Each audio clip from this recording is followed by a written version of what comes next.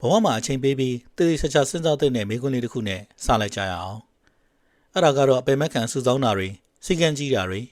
နောက်မှလုပ်မယ်ဆိုပြီးခြံထားတဲ့အစီအစဉ်တွေနဲ့အသေးချာတိဆောက်နေတဲ့ဘဝကြီးကကိုယ့်ဘော်တိတ်တိတ်ဆိတ်ပြန်ပြီးဒုက္ခပေးနေတာမျိုးဖြစ်နေမလားဆိုတဲ့မိကွန်းပါပဲပတ်စံစုကြတယ်စောင့်ကြတယ်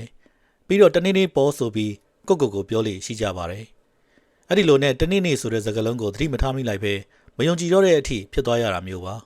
ဒီစာအုပ်ကတော့အဲ့ဒီလိုမျိုးတနေ့နေ့ဆိုတဲ့မျှော်လင့်ချက်အတုနဲ့ကိုယ့်ဘဝကိုတိတ်တိတ်ဆိတ်တတ်နေမိတယ်ဆိုတဲ့အမှန်တရားကိုမျက်ကွယ်ပြုထားလို့မရအောင်ထောက်ပြသွားမှာဖြစ်ပါတယ်တစ်ချိန်လောက်ဖတ်ကြည့်လိုက်တာနဲ့ဒီအတွေးခေါ်စိတ်ထဲဝင်သွားတာနဲ့ဘဝအစီအစဉ်တွေကိုနောက်နောက်ဘယ်တော့မှအရင်လိုချမှတ်တော့မှာမဟုတ်ပါဘူး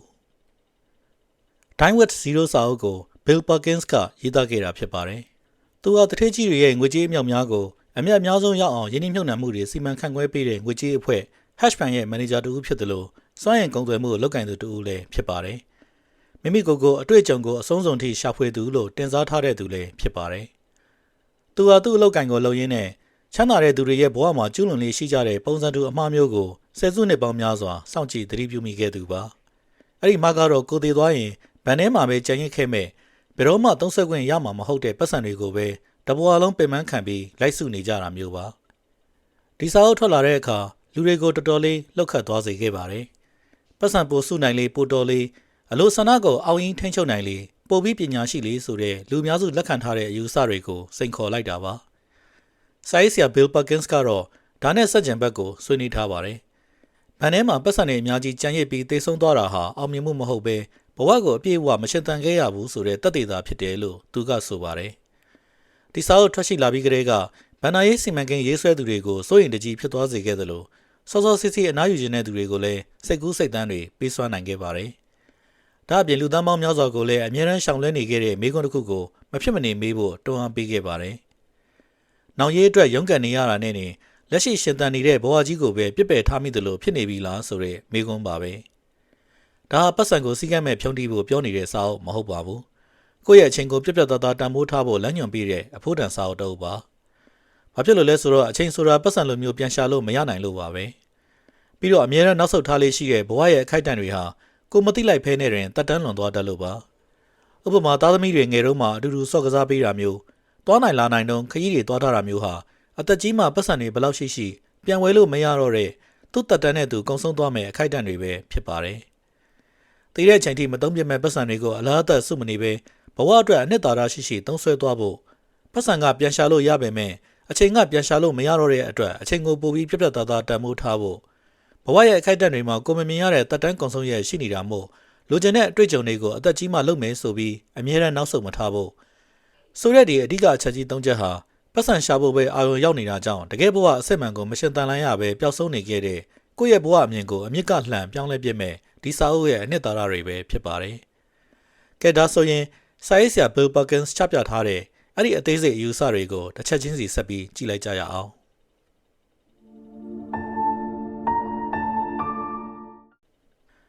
Bill Perkins ကရွှေရှင်းပုံရပေမဲ့ရင်ထဲရောက်သွားတဲ့အခါကိုယ်တိုင်ချမှတ်ခဲ့မှုသမျှငွေကြေးဆိုင်ရာဆုံးဖြတ်ချက်တိုင်းကိုပြန်ပြီးစမ်းစစ်မိစေမဲ့အတွေးခေါ်တစ်ခုနဲ့စတင်ထားပါတယ်။သူကဘွားကြီးကိုလက်ပတ်စေတဲ့အရင်းမြစ်၃ခုရှိတယ်လို့ဆိုပါတယ်။အဲ့ဒါတွေကတော့ကျမ်းမာရေးပတ်စံနဲ့အချိန်တို့ပါပဲ။စိတ်မကောင်းစရာအမှန်တရားကတော့လူများစုဟာဒီ၃ခုစလုံးကိုတပြိုင်နက်တည်းပိုင်ဆိုင်ခွင့်မရကြတာပါပဲ။ငယ်ရွယ်တဲ့အချိန်မှာကျမ်းမာရေးနဲ့အချိန်ရှိပေမဲ့ပတ်စံမရှိပါဘူး။ဒါကြောင့်အသေးလေးရုန်းကန်ကြရပါတယ်။ဒုတိယရွယ်ရောက်လာတဲ့အခါမှာတော့ကျမ်းမာရေးနဲ့ပတ်စံရှိလာပြန်ပေမဲ့အချိန်မရှိတော့ပါဘူးအလောက်ကိုင်းသားသမီးတာဝန်တွေနဲ့ဝတ္တရားတွေအောက်မှာတွင်အချိန်တွေအလုံးနှိမ့်မြုပ်ပြောက်ကွယ်သွားရပါတယ်နောက်ဆုံးအနားယူတဲ့အရွယ်ရောက်မှပဲပတ်စံတဲ့အချိန်ကိုစိတ်ကြိုက်ရလိုက်ပါတော့တယ်ဒါပေမဲ့အဲ့ဒီအချိန်မှာတော့ကျမ်းမာရေးကကိုယ့်အပေါ်စတင်သစ္စာဖောက်နေပါပြီဒုတွေနာလာမယ်ခွန်အားတွေဆုပ်ယုပ်လာမယ်တစ်ချိန်ကစိတ်ကူးရင်ခဲ့ဘူးတဲ့ခီးစဉ်တွေဟာအရင်လိုသွားဖို့မလွယ်ကူတော့ပါဘူးPerkins ကဒါကိုရိုးရိုးရှင်းရှင်းရှင်သန်နေထိုင်ကြတဲ့သူတွေအပေါ်ဘဝရဲ့ရက်ဆက်လာတဲ့အမှန်တရားလို့ဆိုခဲ့ပါတယ်မိမိရဲ့အကောင်းဆုံးအရွယ်ကောင်းအချိန်တွေကိုအနာဂတ်မှာတကယ်ခံစားနိုင်ပါအောင်မလားဆိုတာမသိကြတဲ့ကိုယ့်ရဲ့အသက်ကြီးပိုင်းအရွယ်အတွက်ပဲပတ်စံနေဒရဇက်စုဆောင်းရင်ကုံဆုံးပြစ်လိုက်ကြလို့ပါကိုယ့်ရဲ့ဘဝမှာလှုပ်ချင်ဆုံးအရာတွေကိုခဏလောက်တွေးကြည့်လိုက်ပါဝေးလံတဲ့ရက်ဒေတာတွေကိုခီးထွက်တာမျိုးကိုယ်တိုင်အာယုံစိုက်ပြီးခွန်အားစိုက်ထုတ်သင်ယူခြင်းတဲ့အရာမျိုးဒါမှမဟုတ်ကိုချစ်ရတဲ့သူတွေနဲ့အတူတစ်ခုခုကိုဖန်တီးတည်ဆောက်တာမျိုး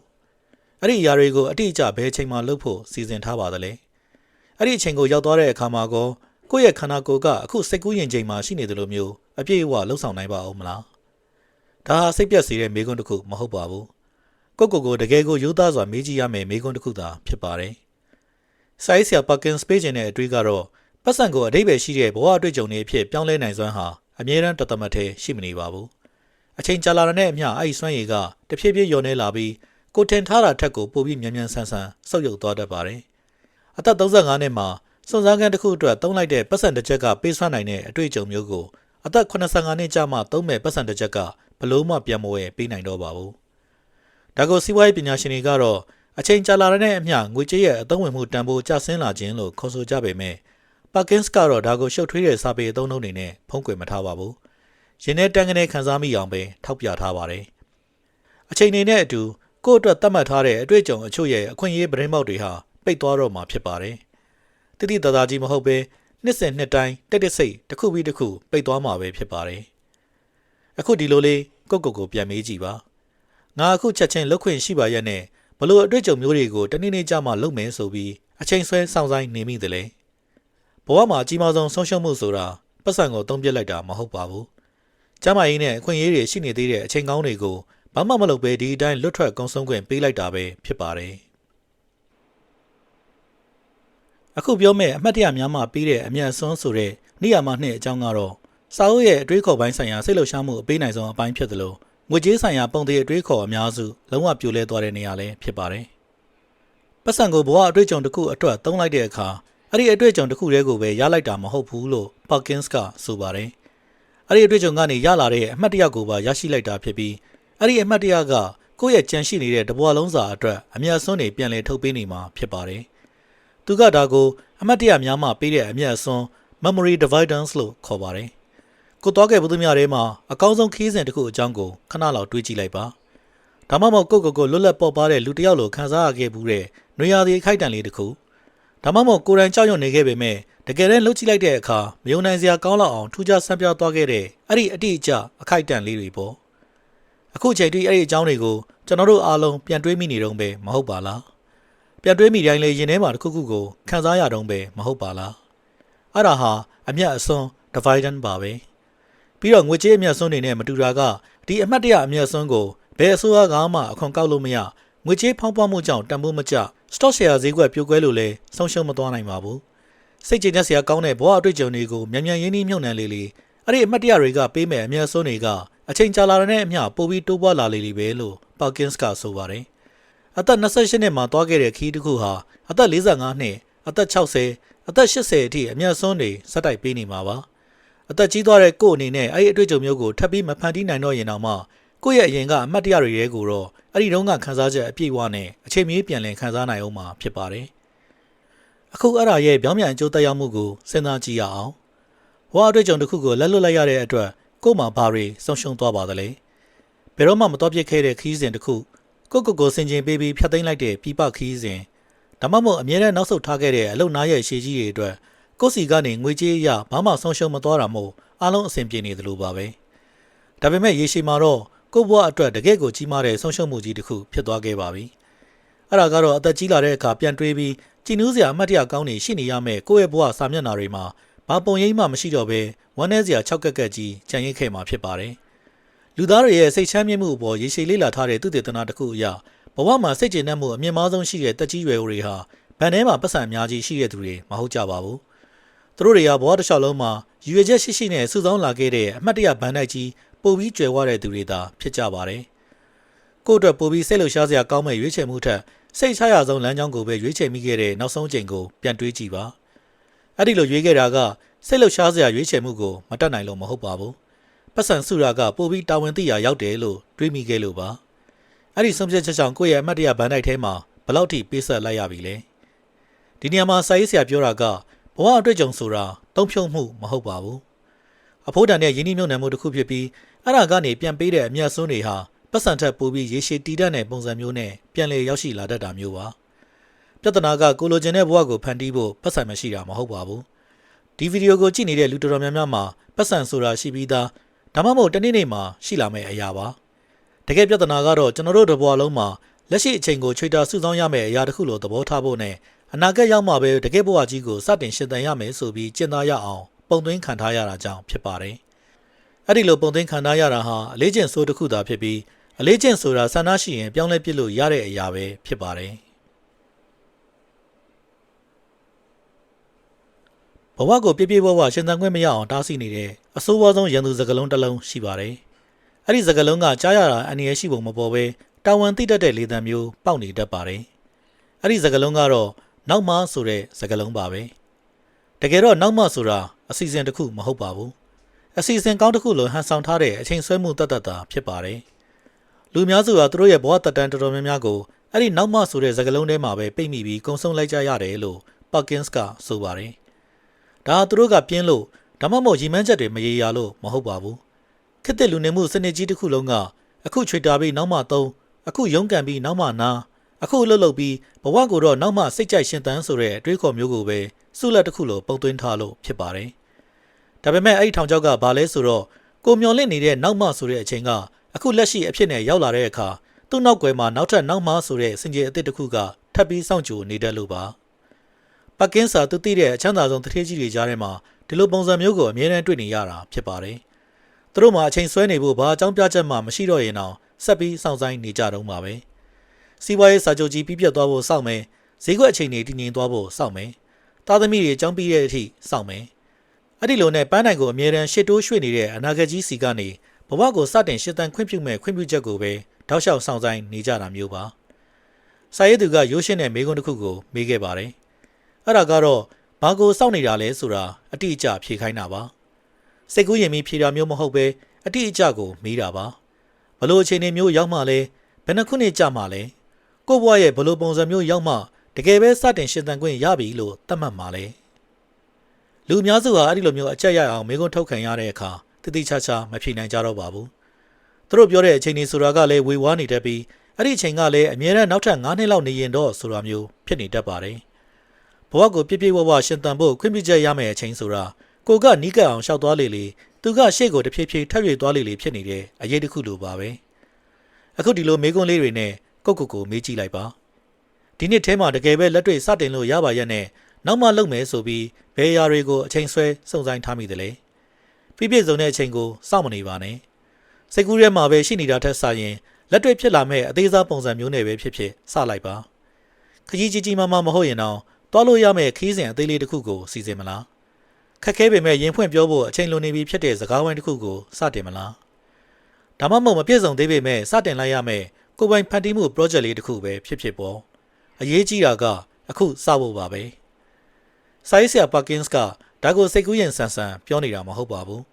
အိမ်စရိတ်တွေသားသမီးတာဝန်တွေနဲ့အလုပ်ကိုင်ဖိအားတွေဆိုတဲ့တကယ်လက်တွေ့ဝတ္တရားတွေကိုသူလည်းအတိအမှတ်ပြုပါတယ်ဒါတွေကိုပြစ်ပယ်ထားဖို့ပြောနေတာမဟုတ်ပါဘူးသူတကယ်တမ်းပြောချင်တာကတာဝန်တွေဘလောက်ပဲပြိနေပါစေအဲ့ဒီကြားထဲမှာကိုပိုင်ချိန်လေးတွေတော့အမြဲတမ်းလွတ်နေတတ်ပါတယ်လူများစုကတော့အဲ့ဒီရလာတဲ့အချိန်နဲ့ငွေကြေးအနှင်းငယ်ကိုနောက်ထပ်ဆောင်ဆိုင်ဖို့အတွက်ပဲသတိမထားမိပဲပြန်သုံးပစ်လိုက်ကြတာမျိုးပါတကယ်တော့အဲ့ဒီလိုလွတ်နေတဲ့အချိန်ကန့်သက်လေးတွေဟာကိုယ့်ဘဝရဲ့တကယ်ရှင်သန်ခွင့်အခိုက်အတန့်တွေပဲဖြစ်ပါတယ်နောက်မှဆိုတာအခုလက်ရှိရဲ့စန့်ကျင်ဘက်မဟုတ်ပါဘူးလက်ရှိအချိန်တွေကိုကိုမသိလိုက်ဖဲနဲ့တွင်တဖြည်းဖြည်းချင်းအစားထိုးဝါမျိုးသွားပြီးနောက်ဆုံးဘာမှမကြံတော့တဲ့အခါကျမှပဲသိလိုက်ရတဲ့ဘဝရဲ့ရန်သူဆိုးကြီးတာဖြစ်ပါတယ်အခုဆိုရင်ကျွန်တော်တို့ဟာစာအုပ်ရဲ့လမ်းတစ်ဝက်ကိုရောက်လာခဲ့ပါပြီဒီစာအုပ်ရဲ့နောက်ပိုင်းမှာတော့အခုပြောခဲ့တဲ့အတွေးခေါ်တွေအားလုံးကိုနှုတ်ဝက်ချိတ်ဆက်ပေးထားတဲ့သဘောတရားတစ်ခုကိုပါကင်စ်ကမိတ်ဆက်ပေးထားပါတယ်ဒီအတွေးခေါ်တွေကကိုယ့်ရဲ့လက်တွေ့ဘဝထဲမှာတကယ်အသုံးချနိုင်မဲ့လက်နက်တစ်ခုလိုပါပဲဒါပေမဲ့အဲ့ဒီချက်ကိုနားလည်သဘောပေါက်ဖို့အတွက်ရှေ့မှာမဖြစ်မနေသိထားရမယ်နောက်ထပ်နေရာမှာကြီးနှစ်ခုရှိပါသေးတယ်ဒီနေရာမှာတော့စာရေးဆရာပါကင်စ်ကအတွေးခေါ်ပိုင်းကနေလက်တွေ့ကျကျအကောင့်ထဲပေါ်မဲ့ဘဝဒီဇိုင်းပြီးသူကပိုင်းစီကိုကူးပြောင်းသွားပါတယ်သူကဘဝကြီးကိုတောက်လျှောက်သွားနေတဲ့လမ်းကြောင်းအခြေကြီးတစ်ခုလုံးမမြင်ပဲ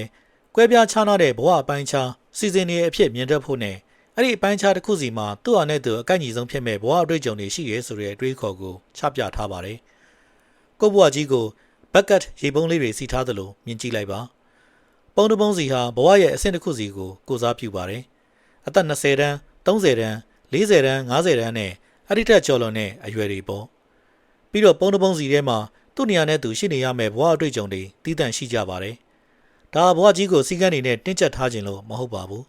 တချို့သောဘဝအတွေ့အကြုံတွေကအခြားအရာတွေထက်ဆိုင်ရင်တတ်မှတ်ထားတဲ့အသက်အရွယ်ပိုင်းခြားတွေမှာပိုပြီးအဝင်ခွင်ကျဖြစ်လွန်းလို့ပါဥပမာအရှိတောင်အာရှတခွင်ကိုကြောပွေတလုံးနဲ့စွန့်စားခီးထွက်တာမျိုးက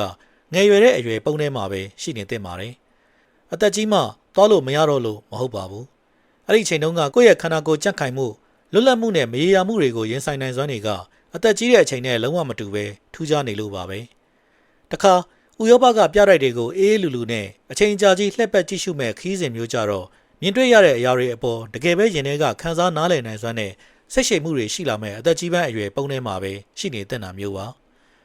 ါလူများစုမှားလေးရှိတဲ့အမှားကတော့အနာဂတ်မှာရမယ့်အချိန်တွေအားလုံးဟာအတူတူပဲလို့သတ်မှတ်လိုက်ကြတာပါပဲသူတို့ကတော့တနေ့နေ့ကြာရင်ဒါကိုလုံအောင်မယ်လို့ပြောလို့ရှိကြပါတယ်ဒါပေမဲ့တနေ့နေ့ဆိုတာဘဝရဲ့အပိုင်းခြားတစ်ခုမဟုတ်ပါဘူးအစီအစဉ်ကောင်းတစ်ခုလိုဟန်ဆောင်ထားတဲ့အချိန်ဆွဲတတ်တဲ့အလေးကျင့်ဆိုတတ်တာဖြစ်ပါတယ်ပါကင်စ်ကကျွန်တော်တို့ကိုကိုယ့်ရဲ့လက်ရှိအသက်အရွယ်မှာပဲအားရပါးရလှုပ်ခွင့်ရှိမဲ့ဘလို့အရာတွေကိုခန်းစားကြင်ပါတယ်လို့စဉ်းစားခိုင်းထားပါတယ်တစ်ချိန်ကျရင်အိုမင်းရိမ်ရောသွားမဲ့ကိုယ့်ရဲ့အနာဂတ်ခန္ဓာကိုယ်ကအခုလိုမျိုးဘလို့မှမစွမ်းဆောင်နိုင်တော့ပါဘူး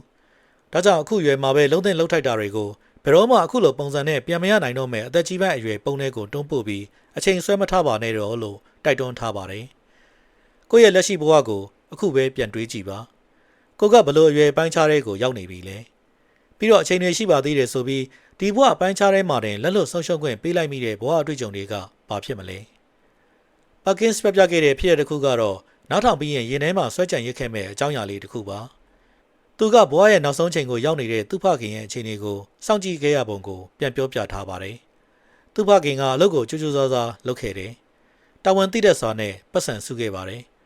ဘဝအတွက်လူရာထက်ကိုပို့ပြီးတော့လဲပိုင်ဆိုင်ထားနိုင်ခဲ့သူပါ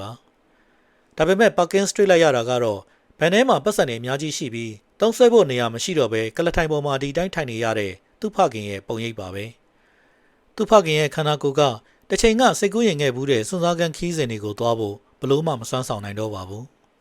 ပတ်စံကတော့ရှိနေပါပြီဒါပေမဲ့အဲ့ဒီပတ်စံကိုပျော်ပျော်ပါးပါးသုံးဆွဲနိုင်ခဲ့မဲ့အရွယ်ကောင်းတုန်းကလူသားကတော့မရှိတော့ပါဘူးပါကင်စ်ကဒီအကြောင်းကိုတကယ့်ကိုနှမျောတတဝမ်းနည်းစရာကောင်းတဲ့ခံစားချက်နဲ့ပြောပြနေတာပါဘာဖြစ်လို့လဲဆိုတော့သူ့ဖခင်ဟာမိုင်မဲခဲ့တာလည်းမဟုတ်သလိုပေါ့ဆခဲ့တာလည်းမဟုတ်လို့ပါသူဟာလူလောကကြီးကသတ်မှတ်ထားတဲ့အတိုင်းတာဝန်ကျေပွန်စွာလှုပ်ဆောင်သွားခဲ့တာပါကျွန်တော်တို့အများစုအခုလက်ရှိရှောက်လန်းနေတဲ့လမ်းစဉ်အတိုင်းပါပဲ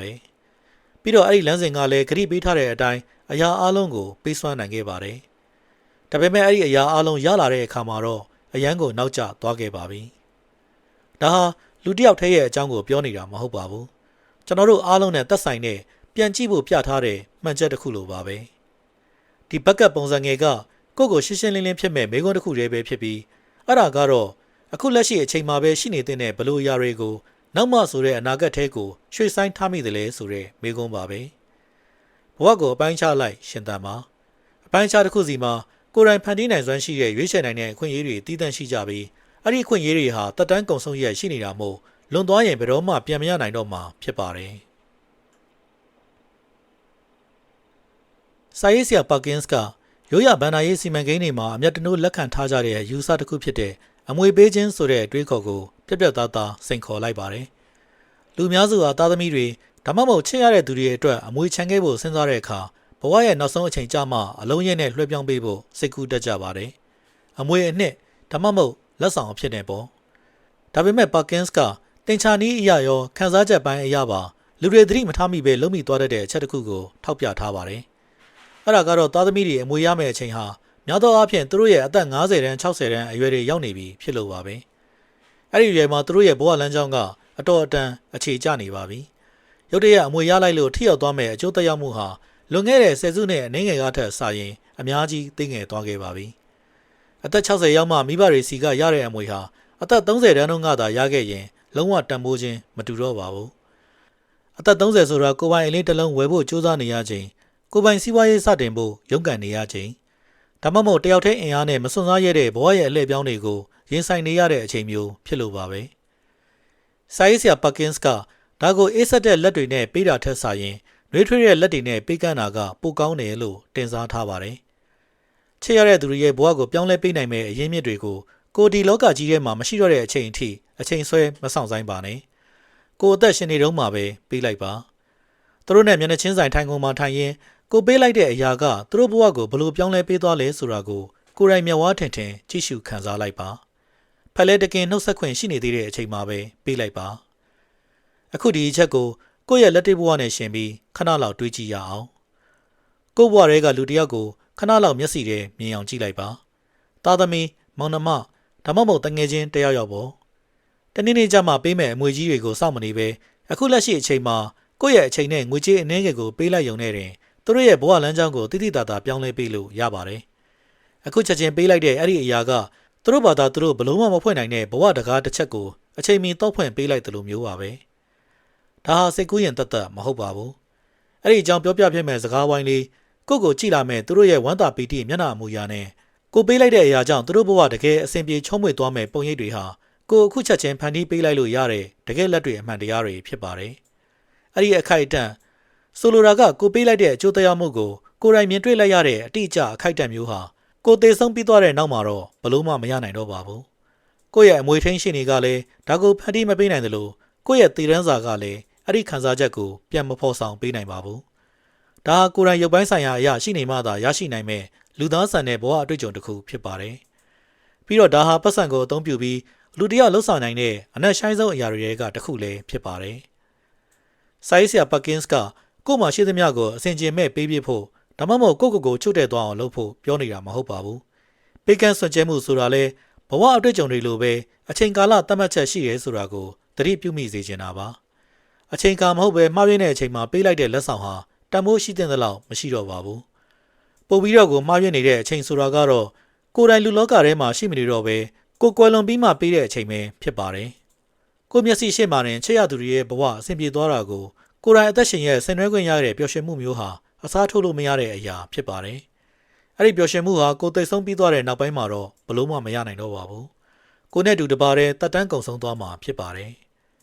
မိမိခြံထားရနိုင်မဲ့အကောင်းဆုံးအမွေနဲ့ဆိုတာအဲ့ဒီအမွေကချစ်ရသူတွေရဲ့လက်ထဲကိုရောက်သွားပြီးအဆင်ပြေသွားတာကိုကိုယ်တိုင်အသက်ရှင်ရဲ့မျက်မြင်တွေ့ရှိသွားရခြင်းပဲဖြစ်ပါတော့တယ်အခုပြောမဲ့ပိုင်ဆိုင်မှုမြင်ကွေးဆိုတဲ့နေရာမှာကတော့ဒီစာအုပ်တုပ်လုံးမှာလူတွေရဲ့ပုံမှန်အတွေးမြင်တဲ့အဆန့်ကျင်ဆုံးအယူအဆဖြစ်တယ်လို့အချို့သူတွေကိုတကယ်ကိုစိတ်မသက်မသာဖြစ်သွားစေမယ့်အချက်လေးဖြစ်နိုင်ပါတယ်ဘဝရဲ့တစ်ချိန်ချိန်မှာကိုယ်ပိုင်ဆိုင်မှုတွေကိုဇက်တိုက်စုဆောင်းနေတာမျိုးကိုရပ်တန့်ပြီးအစီအစဉ်တကျနဲ့ပြန်လည်အသုံးပြုရှော့ချသွားတဲ့တယ်လို့စာရေးဆရာပတ်ကင်းစ်ကဆိုပါတယ်ဒါဟာအစဉ်ကျင်မဲ့သုံးပြဖို့ပြောတာမဟုတ်သလိုအစီအစဉ်မရှိဘဲလုပ်ဖို့ပြောတာလည်းမဟုတ်ပါဘူးသူကတကယ်ရည်ရွယ်ချက်နဲ့တတိရှိရှိလှုပ်ဆောင်ဖို့ပြောတာပါသူကပိုင်ဆိုင်မှုမြင်ကွေး Now of Cuff ဆိုတဲ့သဘောတရားကိုမိတ်ဆက်ပေးထားပါတယ်အဲ့ဒါကတော့ကိုယ့်ရဲ့ပိုင်ဆိုင်မှုဟာအလုံးလုံးနေတဲ့အရွယ်မှာတဖြည်းဖြည်းမြင့်တက်လာမယ်ပြီးရင်ထိတ်ဆုံးအမှတ် PIP တစ်ခုကိုရောက်မယ်အဲ့ဒီနောက်မှာတော့အဲ့ဒီပိုင်ဆိုင်မှုတွေကိုဘဝအတွေ့အကြုံတွေပေးကမ်းစွန့်ကြဲမှုတွေနဲ့ဘဝရဲ့အနှစ်သာရတွေအဖြစ်ပြန်လည်ပြောင်းလဲရင်းရည်ရွယ်ချက်ရှိရှိနဲ့စနစ်တကျပြန်လည်လျှော့ချသွားရမယ်ဆိုတဲ့အယူအဆပါပဲတကယ်တော့ပန်းနိုင်ကပတ်စံတစ်ပြားမှမရှိတော့ဘဲဒုက္ခရောက်ပြီးသေဆုံးသွားဖို့မဟုတ်ပါဘူးသူရည်ရွယ်တဲ့ပန်းနိုင်ကပတ်စံသုံးရမယ့်အချိန်နဲ့ကိုယ့်ရဲ့ဘဝရှင်သန်မယ့်အချိန်ကိုကွက်တိဖြစ်အောင်ချိန်ညှိဖို့ဖြစ်ပါတယ်ဘဝဇာတ်သိမ်းတဲ့အချိန်မှာအဲ့ဒီနှစ်ခုကအနည်းဆက်ဆုံးစုံမက်တစ်ခုမှာစုံသွားနိုင်ဖို့ပါပဲရိုးရဘန္နာရေးအကြံဉာဏ်အများစုကတော့ကြောက်ရွံ့မှုတစ်ခုတည်းပေါ်မှာပဲအခြေခံပြီးတိဆောက်ထားကြတာဖြစ်ပါတယ်အဲ့ဒါကတော့ပတ်စံပြတ်လက်သွားမှာကိုကြောက်တာဖြစ်ပါတယ်အဲ့ဒီကြောက်ရွံ့မှုကလည်းတကယ်လက်တွေ့ကြပြီးလေးနက်ထားစဉ်းစားရမယ့်အရာဖြစ်ပါတယ်ဒါပေမဲ့ဘန္နာရေးစီမံကိန်းတွေမှာဘယ်တော့မှထည့်သွင်းတွက်ချက်လေးမရှိတဲ့နောက်ထပ်စွန့်စားရမှုတစ်ခုရှိနေတာကိုပတ်ကင်းစ်ကထောက်ပြထားပါတယ်အဲ့ဒါကတော့ဘန်ထဲမှာပတ်စံတွေအပြည့်ရှိနေတော့ကိုယ့်ရဲ့ဘဝအချိန်တွေကုန်ဆုံးသွားတာပါပဲပြပြအားဖြင့်တော့လူတွေဟာသူတို့ဘဝရဲ့အချမ်းသာဆုံးအချိန်ကပိုင်ဆိုင်မှုတွေရဲ့60%လောက်ကိုလက်ဝယ်အတိုင်းရှိနေတော့ကွယ်လွန်သွားကြတာဖြစ်ပါတယ်60%ဆိုတာမနှဲလာတဲ့ပမာဏပါဆယ်စုနှစ်ပေါင်းများစွာစူးစမ်းအထောက်ခဲ့ရတာတွေစီကံရှိရှိနဲ့ဇတိခဲ့ရတာတွေဟာဘာမှမသုံးလိုက်ရပဲဘဝကိုလည်းမရှင်သန်လိုက်ရပဲဒါတွေကိုကိုယ်တိုင်လည်းရှာဖွေခဲ့တာမဟုတ်တကယ်လည်းမလိုအပ်တဲ့သူတွေစီကိုတိတ်တိတ်ဆိတ်ရောက်ရှိသွားကြတာမျိုးပါဒါဟာအတ္တကြီးလို့ဖြစ်ရတဲ့အဖြစ်ဆိုးမျိုးမဟုတ်ပါဘူးဘဝကိုမှားယွင်းစွာချိန်ညှိမိလို့ဖြစ်ရတဲ့အဖြစ်ဆိုးပါကိုယ့်ဘဝလုံခြုံရေးအတွက်ပဲအလွန်အမင်းအားစိုက်ထုတ်ရင်းနဲ့တကယ်လက်တွေ့ရှင်သန်ဖို့မေ့လျော့သွားတဲ့ဘဝမျိုးဖြစ်ပါတယ်ဒီနေရာမှာစာရေးဆရာပတ်ကင်းစ်ကကျွန်တော်တို့ကိုငါ့မှာပတ်စံလုံလောက်ပြီလားလို့မေးမယ်အစားဘာလို့ဖို့လုံလောက်ပြီလဲလို့ပဲအလေးနဲ့စဉ်းစားခိုင်းထားပါတယ်ဘာဖြစ်လို့လဲဆိုတော့တကယ်ပြဿနာကကိုယ့်ဘဏ်အကောင့်ထဲကကဏ္ဍတွေဟာဘ လို့ဘဝအတွေ့အကြုံမျိုးတွေဘလို့အသက်အရွယ်ပိုင်းခြားတွေအတွက်သုံးဖို့လဲဆိုတာကိုအတိအကျမသိကြလို့ပဲဖြစ်ပါတယ်။အဲ့ဒီပတ်စံတွေကိုဘာအတွက်သုံးမှလဲဆိုတာအတိအကျမပြောနိုင်ဘူးဆိုရင်ဘဝတစ်ခုကိုတိဆောက်ဖို့စုဆောင်းနေတာမဟုတ်တော့ပါဘူး။ဒီအတိုင်းပတ်စံတသက်ကိုပဲစုဆောင်းနေတာဖြစ်ပါတယ်။ပတ်စံဆိုတာကရိယာတစ်ခုမျှတာဖြစ်ပါတယ်။ကိုယ်တိုင်နှစ်ပေါင်းများစွာတွေးခဲ့ရတဲ့ကရိယာတစ်ခုဖြစ်ပြီးတစ်ချိန်ချိန်မှာတော့အလုပ်ပြီးမြောက်ဖို့အတွက်အဲ့ဒီကရိယာကိုတကယ်ကောက်ကင်ပြီးအသုံးပြုဖို့လိုအပ်ပါတယ်။ကိုဘဝရဲ့ထိတ်ဆုံးအမှတ် peak ဟာဘယ်နေရာလဲဆိုတာသိပါစေ။ပြီးတော့အဲ့ဒီအမှတ်ကနေစပြီးတတိရှိရှိသုံးဆွဲတတ်ပါစေ။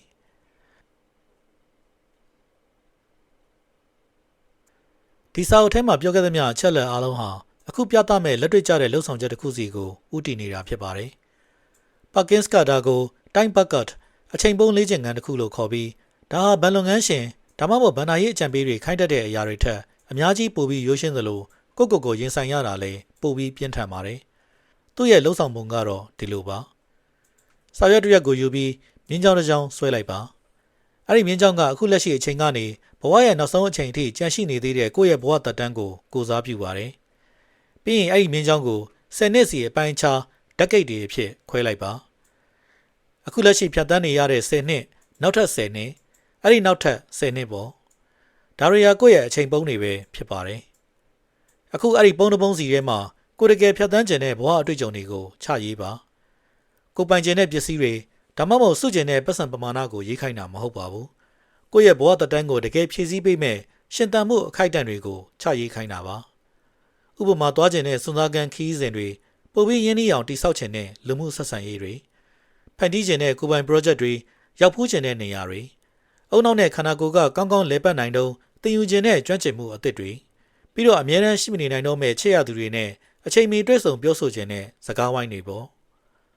အားလုံးချရေးပြီးပြီဆိုရင်ကိုရေးထားတာတွေကိုတတိချာချာပြန်ကြည့်လိုက်ပါအခုလက်ရှိတက်တန်းပုံးကလွဲလို့ကြံတဲ့အနာဂတ်ပုံးတွေထဲမှာအဲ့ဒီအရာတွေကိုပုံအောထည့်မိထားတာကိုသတိထားမိပါလိမ့်မယ်လို့စာရေးဆရာကဆိုထားပါတယ်အဲ့ဒါဟာကွာဟချက်တကပ်ပါပဲကိုဘွားရဲ့အနှစ်သာရတွေသတိမထားမိပဲရိုးစိမ့်ပြောက်ကွယ်နေတဲ့နေရာပေါ့လူများစုဟာဒီလေ့ကျင့်ခန်းကိုလုပ်တဲ့အခါရင်းနှင်းစရာကောင်းတဲ့အမှန်တရားတစ်ခုကိုသွားတွေ့တတ်ကြပါတယ်အဲ့ဒါကတော့သူတို့ဟာအခုလက်ရှိဆိုတဲ့ပုံထဲမှာတော့အလုပ်တွေတာဝန်ဝတ္တရားတွေနဲ့အချိန်ဆွဲမှုတွေကိုပဲအပြည့်ထည့်ထားပြီးသူတို့တကယ်ရှင်သန်ခြင်းနဲ့ဘဝအစစ်မှန်ကိုကြတော့အနာဂတ်ပုံတွေထဲမှာပဲသွားထည့်ထားကြတာပါဒါဟာတကယ်ဘဝကိုနောက်ထပ်10စုနှစ်တစ်ခုစီတွန်းပို့နေပြီးအခုလက်ရှိအချိန်ကိုတော့ဘဝအတွက်စောင့်ဆိုင်းကန်းတစ်ခုလိုသဘောထားပြီးအလားအသက်သုံးပြနေသလိုမျိုးဖြစ်နေပါတယ်။ Parkins ကဒါဟာဒီဇိုင်းမိုင်းမှုကြောင့်ဖြစ်တာလို့ဆိုပါတယ်။ကို့မှာဘဏ္ဍာရေးစီမံကိန်း financial planner ရှိပြီးဘဝရှင်သန်မှုစီမံကိန်း life plan မရှိတဲ့အခါမျိုးမှာဒီလိုဖြစ်တတ်တာပါ။အသက်65နှစ်မှာပတ်စံဘယ်လောက်ရှိရမယ်ဆိုတာအတိအကျသိပေမဲ့အခုအချိန်ကနေအဲ့ဒီအသက်အရွယ်ရောက်တဲ့အထိဂျားတဲ့ကအချိန်တွေမှာဘဝကိုဘာလုပ်ဖို့ရည်ရွယ်ထားသလဲဆိုတာကိုကိုတခါမှမမေးမိခဲ့တဲ့အတွက်ကြောင့်ပဲဖြစ်ပါတယ်။ဒီတိုင်းဘက်ကလေ့ကျင့်ခန်းဟာကျွန်တော်တို့လွယ်ရှောင်လွှဲခဲ့တဲ့အမှန်တရားတစ်ခုကိုမျက်နှာချင်းဆိုင်ရင်ဆိုင်ခိုင်းလိုက်တာဖြစ်ပါတယ်။အဲ့ဒါကတော့အနာဂတ်မှာရောက်လာမဲ့ကိုယ့်ရဲ့ပုံစံဟာအခုလက်ရှိကိုဖြစ်နေတဲ့ပုံစံအတိုင်းတူညီတဲ့စံတတူညီတဲ့ကျမ်းမာရေးဒါမှမဟုတ်တူညီတဲ့ပတ်ဝန်းကျင်မျိုးရှိနေလိမ့်မယ်လို့လုံးဝယုံကြည်စိတ်ချလို့မရဘူးဆိုတဲ့အချက်ပါပဲ။အခုအချိန်မှာကိုယ့်အတွက်ရေးကြည့်နေတဲ့အရာတွေလူမှုဆက်ဆံရေးတွေခန္ဓာကိုယ်ရဲ့ဆွမ်းဆောင်ရည်တွေနဲ့အခွင့်အလမ်း brain ပေါက်လေးတွေဟာကိုလိုချင်တဲ့အချိန်တောင်းဆိုလိုက်တိုင်းမှာရနိုင်တော့မှာမဟုတ်ပါဘူး။တချို့အရာတွေကအခုဆိုတဲ့အချိန်မှာပဲရနိုင်တာဖြစ်ပြီးအဲ့ဒီအခုဆိုတဲ့အချိန်ကလည်းတရွေ့ရွေ့နဲ့ကုံဆုံးနေပါတယ်။ Parkins ကလူများစုဟာသူတို့မှာနောက်ထပ်ဘဝတစ်ခုအပိုတူအောင်ထားသလိုမျိုး